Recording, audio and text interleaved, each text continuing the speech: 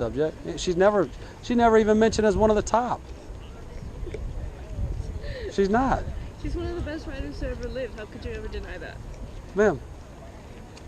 Well, no one with any credible credentials on the subject thinks that. She's an incredible author. I mean, that is a good point. I mean, if you're going to follow a writer and call that writer God, at least follow a good one. She's incredible. No, of course you wouldn't. But maybe she's the only one you've ever read.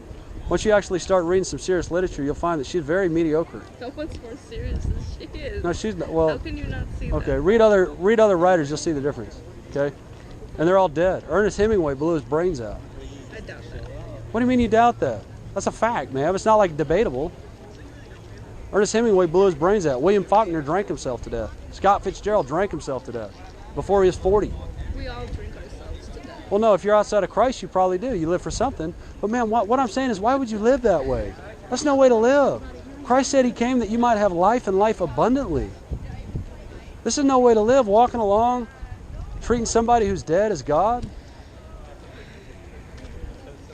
Knowing that you're not going to get away with it, but doing everything in your power to run from it. Man, you live in God's universe and you're at war with them. Why would you do that? I'm not at war with Of course you are. You're at war with the living God.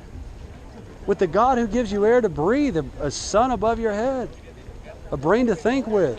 Are you really going to use the brain that he's given you to actually blaspheme him? By worshiping some woman who's a mediocre writer when she was alive and now she's dead? mediocre. Oh, there's more physical pain. Mediocre writer. Oh my goodness. I don't think I could take much more, honestly. I have to go to class. There's a gospel tract to read. Did I give you one of these? I'll do you I'll do you a huge favor. I'm gonna bring my copy of Anthem to you next time I see you.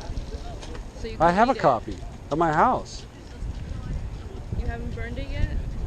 Well, listen. I'm sorry, I didn't get your name. I'm Ryan. Ryan. What's yours? I don't have a name. No name? Okay, I'm Ryan. I don't have a name. You don't have a pseudonym? I'm an anonymous writer. Okay, well, it's good to meet you, anonymous writer. I'm Ryan. I hope the Lord has mercy on you. You know where we are? Okay, run from your idolatry. Run from Ayn Rand. You'll wind up exactly as she is if you don't. She's in hell, ma'am, for all of eternity. No exits. So I guess you don't want my copy then? And ma'am, and again, I would dare to say that every time she has another worshiper, another follower, I'm assuming her condemnation in hell is increasing.